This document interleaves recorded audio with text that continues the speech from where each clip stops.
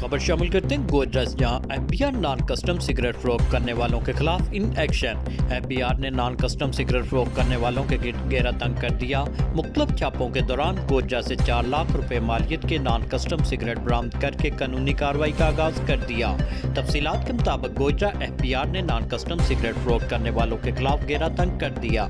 FBR के district in charge Syed Tajammal Hussain की सरबराही में शहर भर की मुख्तलिफ दुकानों और गोदामों में छापे। शहर की मुख्तलिफ दुकानों और गोदामों से नॉन कस्टम सिगरेट की तकरीबन 4 लाख रुपए मालियत की सैकड़ों डब्बियां बरामद करके नॉन कस्टम सिगरेट फरोख्त करने वालों के खिलाफ कार्रवाई का आगाज कर दिया। इस मौका पर एफबीआर हुक्काम का कहना था कि किसी भी दुकानदार को हरगिज़ नॉन कस्टम सिगरेट बेचने की इजाज़त नहीं दी जाएगी। खिलाफ वर्जी करने वालों के खिलाफ कानूनी कार्रवाई करते हुए पाबंद सलासल किया जाएगा।